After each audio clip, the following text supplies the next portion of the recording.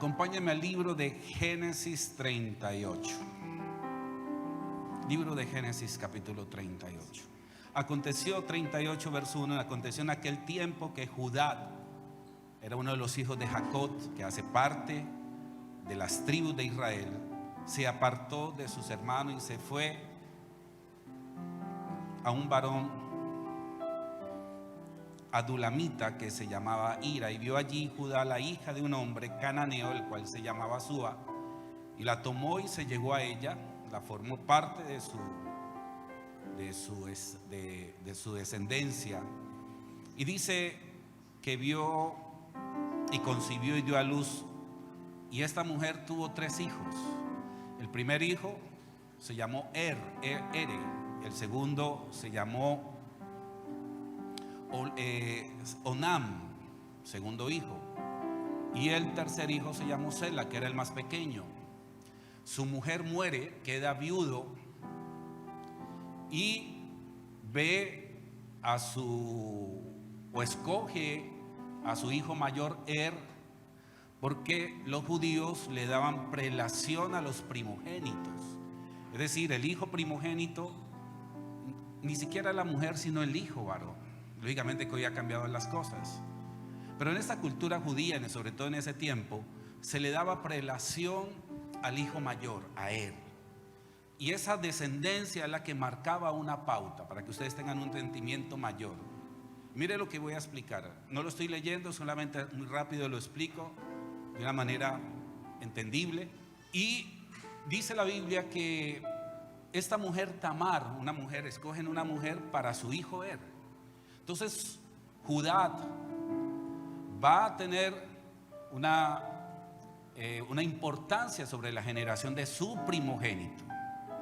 Y resulta que su hijo muere por hacer lo malo delante de Dios. No sabemos específicamente qué hacía, pero la Biblia dice que hacía lo malo. Y en la cultura judía había una ley que se llamaba la ley del levirato. Creo que algunos líderes les he tenido la oportunidad de explicarles qué significa esta ley del levirato. La ley del levirato es esta: que toda la herencia, todo el nombre, porque el ser primogénito llevaba un nombre, y cuando moría el mayor y la mujer quedaba viuda, quien tenía por obligación que casarse era el segundo hijo. Y cuando se casaba era con el honor, esa descendencia era nombrando el honor del hijo muerto, y no se nombraba el segundo hijo. Entonces en este caso Onán tenía que tomar ese lugar, el lugar de y la descendencia que dejara Onán con Tamar era honor al nombre de Esa era la ley judía en ese tiempo. Ahora, si moría Onán, obligadamente tenía que ser el tercer hijo que tenía que casarse. Yo estoy seguro que esa ley hoy no se hubiera podido resistir, porque usted puede imaginar casarse con alguien que usted no ama, pero esa era la ley en ese tiempo. Entonces, ¿qué sucede? Dice la Biblia que Onán toma a Tamar por mujer, pero vertía en tierra cada vez que tenía relaciones íntimas. Dice que eyaculaba fuera, y esto desagradó a Dios, y por esa razón Dios le quitó la vida. Parece drástico, ¿verdad? Pero como el otro muchacho era menor, tenía que esperar a que creciera. Y Judá le dice a su nuera, le dice: yo quiero que te vayas, esperes a que el otro crezca. Y resulta que Judá por temor a que de pronto su último hijo muriera, pues porque ya había crecido, ya estaba en el tiempo de ponerle a Tamar, resulta que no lo hizo. Y la Biblia narra y dice aquí lo siguiente. Dice verso 11: y Judá dijo a Tamar su nuera: quédate viuda en casa de tu padre hasta que crezca Sela, mi hijo, porque dijo: no sea que muera él también como sus hermanos Y se fue Tamar y estuvo en casa de su padre. Pasaron muchos días y murió la hija de Súa, es decir, la mujer de Judá. Después Judá se consoló y subió a los trasquiladores. Y en esa subida de los trasquiladores, yo me imagino que había un poquito de parranda, me imagino. Y se dio cuenta Tamar que su suegro estaba allí. Se cambió de vestiduras. Las viudas tenían unas vestiduras de luto. Se quita, se pone el atuendo, la indumentaria que utilizaban las mujeres en ese tiempo. Y Judá la ve, creo yo, eso es algo, un criterio personal, no lo vayan a tomar que es así ratificante. Me imagino que de pronto Judá estaba pasadito de copas. Le dio la chiripiorca y toma a Tamar y tiene relaciones con ellas. Pero Tamar sabía la ley tan drástica hacia la mujer, porque al saberse eso, que ella pronto quedara embarazada sin haberse casado, era rea de muerte, quemada y apedreada. Entonces ella, por garantía, le dice a su suegro, ella no sabía que era su nuera, y le dice: dame el báculo, dame un sello, y le pide tres artículos de garantía. Al pasar el tiempo, se dieron cuenta que Tamar estaba en embarazo. Usted puede leer la historia allí en Génesis 38 detenidamente. ¿Y qué sucede? Sucede que Judá, que siendo el príncipe de la tribu, le dice: ay, vayan y tráiganme a esa mujer, porque la vamos a quemar viva. Cuando ella se presenta ya con la barriguita, le dice: el hijo que tengo es de aquel que le pertenece a estas tres. Judá se queda petrificado y Judá dice: más justa es ella que yo. Esta es la parte que más me llama la atención. A mí lo que me llama la atención es como de esta descendencia de entre Tamar y Judá, de esa relación pecaminosa, se forma una descendencia que se llama la descendencia de propósito, donde Jesús va a establecer su descendencia. Por eso es que usted va a ver en el libro de Mateo, váyase un momentico por favor a Mateo, porque vamos a ver el tema abriendo brecha, y eso tiene que ver con todos nosotros. Simplemente estoy contando una narrativa para que usted entienda más lo que vamos a llegar. Pero mire, en el capítulo 1, la genealogía de Jesús, dice allí, genealogía de Jesucristo. Y si usted va allí al verso 3 del capítulo 1, a ver, por favor, dígamelo usted, ayúdeme. Judá engendró ¿de quién? ¿A quién? Y a Sara con Z. Y Fares engendró a Enrón. Y usted va a ver que esta genealogía hace parte de la genealogía de Jesús. Y en esa misma genealogía usted va a encontrar más adelantico, va a encontrar a Rahab, que era una prostituta, y va a encontrar a Ruth, que era una moabita pagana. ¿Cuál es mi conclusión? Que en medio de tantos defectos que nosotros como humanos tenemos, en medio de tantas equivocaciones, a Dios, a sabiendas de que somos imperfectos, porque Él no busca perfección, sino busca un corazón que realmente le busque en medio de las debilidades, en medio de los defectos. Y se formó la genealogía de Jesús. Pero aquí viene lo interesante. Dice aquí que en el verso, vamos, después de toda esta narrativa, de todo lo que he dicho, entonces, verso 26, entonces Judá reconoció y dijo: más justa es ella que yo, por cuanto no he dado a Sela mi hijo, y nunca más la conoció. Verso 27, y aconteció que al tiempo de dar a luz, he aquí habían gemelos en el seno de esta mujer. Sucedió que cuando daba a luz, que sacó la mano uno, presten atención. Vamos a ver este cuadro, por favor. Tamar estaba en embarazo, tenía gemelos.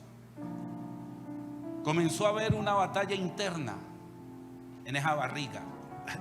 Yo quiero por favor preguntar algo. ¿Quién le dijo a esos niñitos que el que saliera primero tenía privilegios. Si eran bebés dentro de un vientre. ¿Quién les dijo a ellos? Porque hay una ley que dice: el primogénito siempre tendrá la mayor porción, heredará herencia. ¿Ya? Entonces usted va a ver este mismo caso por allá en Génesis, en el caso de Esaú y Jacob, ¿no es cierto? También Esaú y Jacob se pusieron a pelear en la barriga de Rebeca. Y dice la Biblia que cuando Esaú fue a salir, Jacob cogió él del talón y lo aló. Venga para acá que usted... Pero hasta que por fin el peladito salió la cabeza y dice: este es el mayor, este es el primogénito. Y usted va a ver que Esaú, por causa de un plato de lentejas, terminó vendiendo su primogenitura y nunca se imaginó cuál era el valor de la primogenitura. Y eso fue desagradable a Dios. Entonces, aquí también hay otro caso. Y el caso es entre Sara con Z y Fares. Pero vamos a ver qué sucede. Aconteció que al tiempo de dar a luz, he aquí que habían gemelos en su seno, y sucedió que cuando daba a luz, que sacó la mano el uno, y la partera tomó y ató en su mano un hilo de grana, diciendo: este salió primero. Pero volviendo él a meter la mano, o sea que el otro como que le jaló, he aquí salió su hermano, o sea que le ganó. Y ella dijo: atención, ¿qué brecha te has abierto? Y llamó su nombre Fares. Después salió su hermano, el que tenía en su mano el hilo de grana, y llamó su nombre Sara. Y por favor, si usted está notando, va a colocar Fares, el que abre brecha, y Sara significa brillo que se apaga prontamente. Ese es el significado de esos dos nombres. ¿Qué significa Fares? El que abre brecha. Y Sara, brillo que se apaga fácilmente. Ok.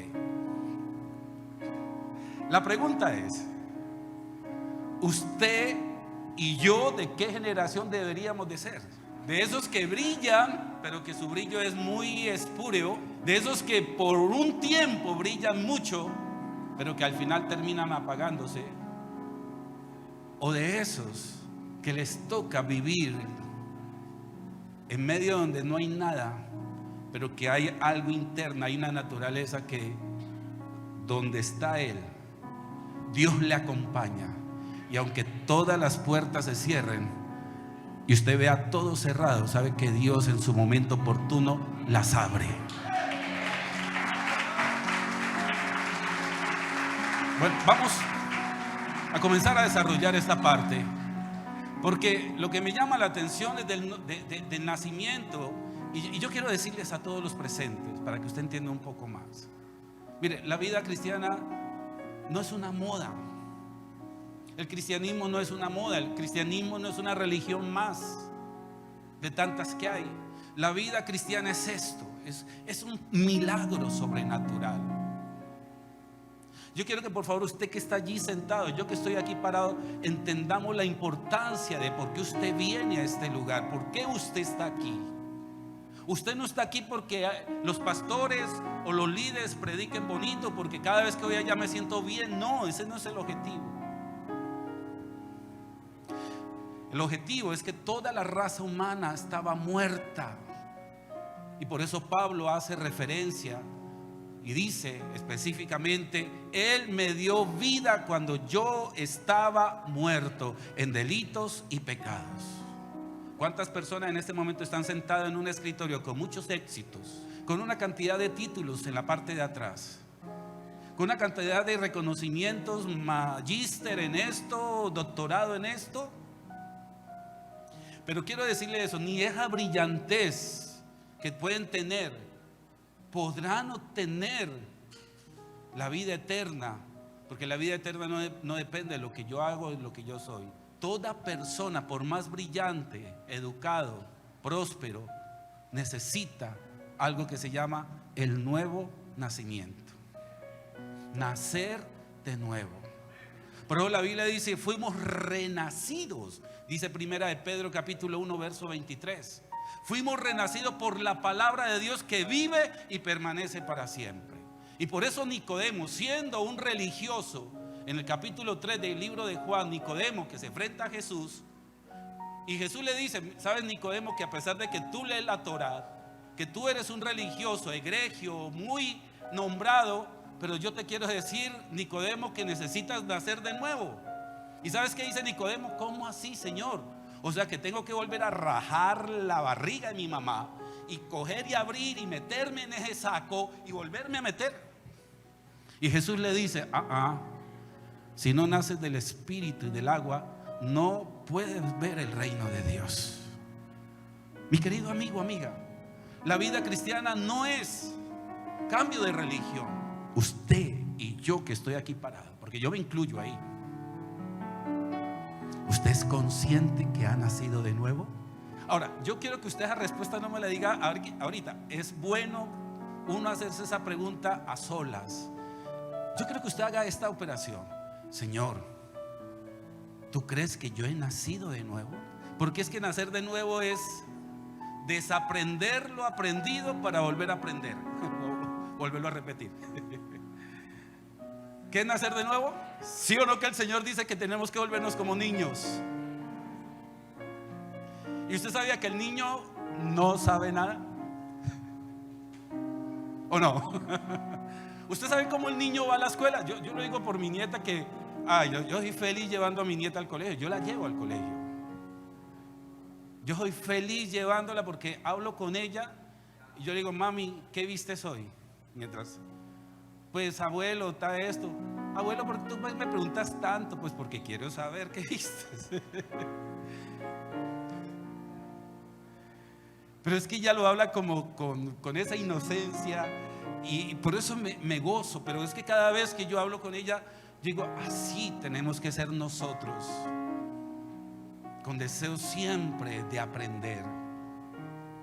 Porque la Biblia dice que Dios escondió las cosas de los sabios y entendidos para dárselas a los niños.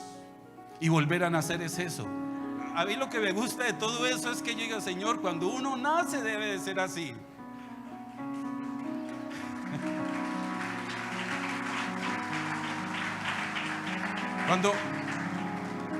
Por eso es que uno queda impactado con las cosas de Dios. Por eso el bebé es tan diferente. El bebé, mire, el bebé, ese bebecito es dependiente. Y yo tengo que aprender a ser dependiente de mi Dios. Totalmente, es un cordón umbilical con Él. Ese es un aprendizaje. Entonces la Biblia narra de dos acontecimientos que hablan del nacimiento. Uno que tiene que ver con Jacob y otro que tiene que ver con Fares. Pero sabes que cuando yo junto esos dos acontecimientos diferentes, no es otra cosa sino la evidencia de una persona que nace de nuevo en Cristo Jesús. Una persona, voy a poner una persona de 50 años, voy a ponerlo en ese equilibrio, 50 años. Pregunta, una persona de 50 años, ¿cuántas vivencias negativas, positivas ha tenido? Muchísimas. Y usted no ha visto las personas, no, es que yo ya tengo experiencia, porque como es que la vida, de los tropiezos, a uno le salen callos. Yo quiero decirles algo, la madurez de una persona no se mide por las vivencias pasadas. La madurez de una persona se vive, es cuánto hemos aprendido a ser receptores de Dios y hasta llegar a su estatura que está basada en el amor. Cuánta capacidad tengo para amar, para soportar, para perdonar. No es de las vivencias humanas. Por eso una persona de 50 años necesita volverse niño. Por eso yo que estoy aquí parado, yo nunca puedo dejar de aprender. Por eso yo que estoy aquí parado, día tras día tengo que ser más sensible a Él. Cuando dicen gloria a Dios.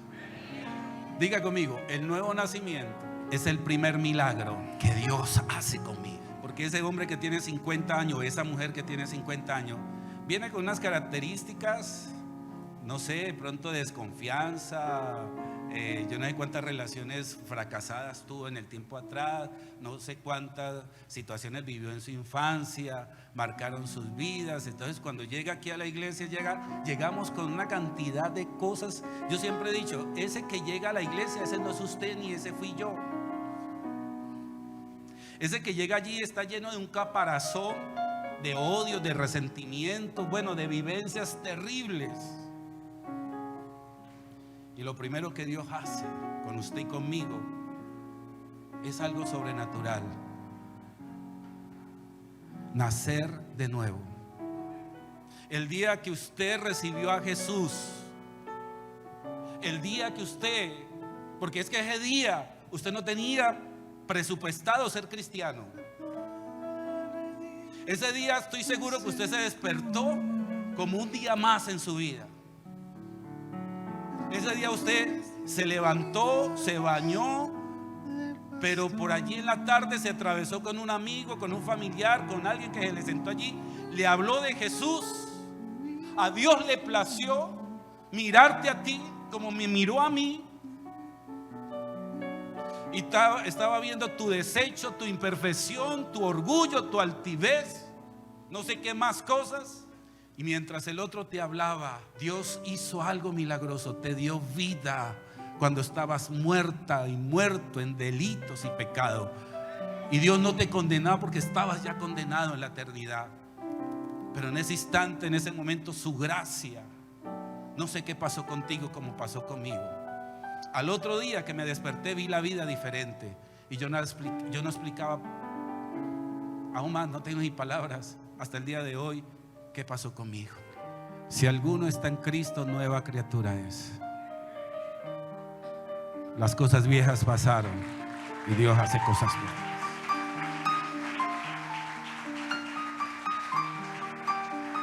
Pero esta es la parte que más me emociona, porque no voy a tomar la vida de Jacob, sino la vida de Fares, que significa el que abre brecha. Y hay un texto por allá en Isaías 49 que Dios abre caminos donde no hay.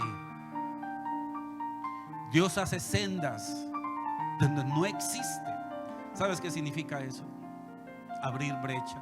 Abrir brecha es una fortaleza que Dios nos da de una manera sobrenatural, que eso no hace parte de ti. Yo admiro a algunas personas que no tienen a Dios y tienen esa capacidad de resiliencia, capacidad de soporte, de soportar las pruebas.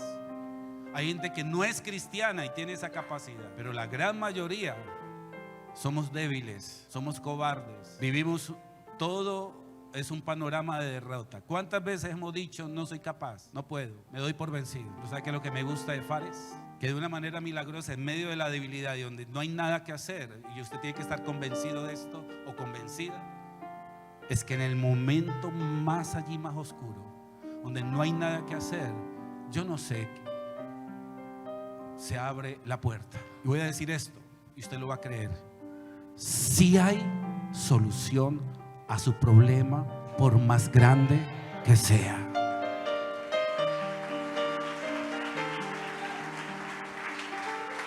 ¿Cuántos dicen amén a eso? ¿Cuántos dicen gloria a Dios? La Biblia dice: el que perseverare hasta el fin, ese será salvo. Dios ha colocado en el nuevo nacimiento toda persona una capacidad de lucha extraordinaria, sobrenatural. Y ahorita entiendo por qué Job, por allá en el capítulo 19, porque Job es el clásico personaje que habla de sufrimiento, donde pierde casi todo. Pero Job, yo no sé cómo saca fuerza de donde no hay, y dice: Señor, yo estoy hasta el polvo. Esto está en Job 19:25. Y dice: estoy hasta el polvo, pero yo sé que mi Redentor vive. ¿Cuántos dicen aleluya? Abridor de brechas. Libro de Éxodo 14 dice que el pueblo de Israel todos quedaron encerrados entre Pihairó y Baal-Zephón. Baal-Zephón eran torres de fortalezas en una especie de península, y Dios lo permitió de esa manera. Es de las cosas extraordinarias en la Biblia que me dejan a mí o que me ministran, porque usted va a ver que Dios le dice a Moisés: anda y cruza al otro lado, Y el pueblo de Israel se quedó en esa península allí. Y sabes, uno pareciese como si Dios fuera maldadoso, pero no es así. Porque ¿sabes qué hizo Dios? Cogió al faraón y lo volvió a su estado natural. Y el faraón dice: ve, y estos se me están yendo de las manos. Y dice la escritura que preparó 600 hombres aguerridos, esos inhumanos, para acabarlos a todos, a perseguirlos. Entonces usted va a ver, mire el panorama tan impresionante. Moisés con el pueblo, más de 3 millones de personas, el mar rojo aquí al frente, y cuando miren atrás, el faraón con todo su ejército, con 600, los más crueles. ¿Y sabes qué dice el faraón? Encerrado están. Yo no sé si usted alguna vez ha estado en esa situación. Yo sí he estado. Miro para allá, no hay nada que hacer. Miro para atrás, no hay nada que hacer. ¿Qué hago, Señor? Y que le diga uno al Señor: marche. Y Moisés va a poner allí: Señor, el agua está muy fría. Pero impresionante, porque le dice: marche.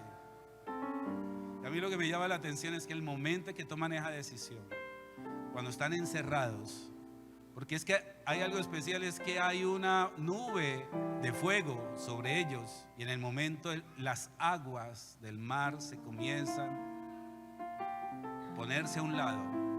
Y diga conmigo: se hace brecha donde no hay, se hace camino donde no hay. Todo lo que tú pretendas hacer en el Señor, por más imposible, se abre brecha, porque esa es una naturaleza que está en ti. Ahora dígaselo por favor al que está al lado. A ver, dígaselo. Ustedes que son jovencitas, dígaselo a ella y usted se lo dice a ella. Ahora dígale esto: si tú has nacido de nuevo en Cristo Jesús, esa naturaleza de abrir brecha ya hace parte en ti. Por tanto, no temas. Dígale esto: no temas. Aunque cuando te sientas que no tienes fuerzas, que estás en lo más caído, yo no sé cómo Dios te levanta de la manera sobrenatural. ¿Cuántos dicen amén? Porque a mí la Biblia me dice en el libro de Joel capítulo 3: diga el débil. Otra vez, diga el débil. Eso dice en la escritura: diga el débil. Y por eso el apóstol Pablo decía: Señor, yo en esta lucha, ¿qué hago? Tantas persecuciones. Y por allá una voz divina dice: bástate en mi gracia. ¿Por qué qué? Porque yo me perfecciono en tu debilidad. A los 17 años yo salvé a una joven de morir ahogada. Yo. Bueno, Dios me usó.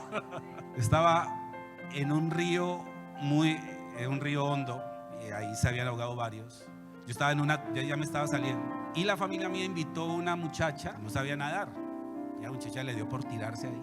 Entonces mis tías me decían: Alberto, tírate, sálvalo. Y pues yo, porque yo estaba en la parte de arriba, y yo me tiro, no me tiro. Yo no sabía cómo salvar a una persona. Ya había escuchado que una persona cuando se está ahogando se desespera y lo coge a usted y lo ahoga a usted. Entonces, como yo ya sabía eso, pero por allá alguna vez escuché una técnica que decía: si usted va a salvar a una persona, deje que pierda todas las fuerzas, y ya cuando se hunda, ahí sí tírese. Entonces yo era mirando, y mi tía ya llorando, porque fue mi tía la que invitó a la muchacha, era una amiga, y era: Alberto, tírate. Y yo cuando ya vi que esa muchacha estaba como morada, y me tiré. Creo que la cogí el pelo, no me acuerdo a dónde y lógicamente que no la saqué como un profesional, pero la saqué. Cuando la saqué, esa muchacha no tenía fuerzas, la sacamos morada, pero menos mal la sacamos. Pero cuando me acordé de este cuadro, me acordé de Dios. Y muchas veces Dios va a permitir que te rindas, porque la palabra rendir significa sin fuerzas. Usted no ha visto que cuando usted está en un problema, usted llama: ay, préstame plata. Ay, bueno, y todo el mundo te dice que no tiene. Usted emberraca con ave. ¿Vio? A uno sí, cuando uno está mal, ahí sí nadie aparece. Hoy sí uno ahí, los amigos, ¿a dónde están? Dígale al que está al lado: Dios coge a todos los amigos, les endurece el corazón. Porque lo que Él quiere es que yo me rinda, me quede sin fuerzas y le diga: Señor, aquí está mi último suspiro y bástate mi gracia, porque mi poder se perfecciona en mi debilidad. Y atención, es que en esa debilidad, en eso que no hay nada que hacer, ahí es donde está listo a través de la fe abrir la brecha. Dígale al que está al lado: el problema más grande está listo a abrirse cuando te rindas o cuando nos rindamos a nuestro Dios. Porque esto no depende del que más corre ni el que más tiene, sino es Dios que tiene misericordia. En 2 Corintios 12:10. Verso 7. Y para que la grandeza de las revelaciones no me exaltase medianamente, me fue dado un aguijón en mi carne, un mensajero de Satanás, para que me abofetee, para que no me enaltezca sobremanera. Y respecto a 3 veces he rogado al Señor que lo quite de mí, y esa voz sobrenatural me ha dicho: bástate mi gracia. Esa palabra bástate, que es una palabra arqueo, es la palabra griega, y me gusta el significado de esa palabra arqueo, que significa suficiente. Suficiente. Y sigue diciendo esto: porque mi poder se perfecciona en la debilidad, por tanto de buena gana más bien me voy a gloriar en mis debilidades, para que repose sobre mí el poder de Cristo. Y por lo cual, por amor a Cristo, me gozo en las debilidades, en afrentas, en necesidades, en persecuciones, en angustias, porque cuando soy débil, entonces soy fuerte. Porque tu fortaleza no es la fuerza tuya humana, sino la fortaleza de Él en ti. ¿Cuántos dicen aleluya?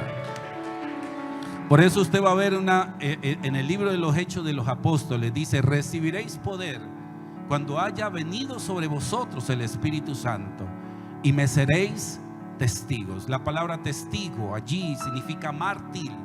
Y un mártir es aquel que da la vida por su causa, por una causa.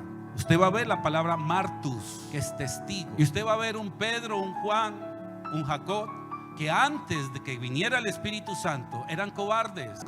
De todo les daba miedo. Por allá se puso Pedro a sacar esa lanza o espada y le cortó, pero al final terminó huyendo.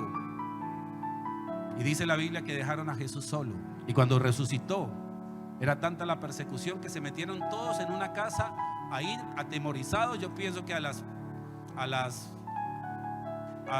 puertas le pusieron tablas con puntillas para que nadie entrara. Y dice la Biblia que Jesús entró, sopló, y a pesar de que sopló, seguían llenos de temor.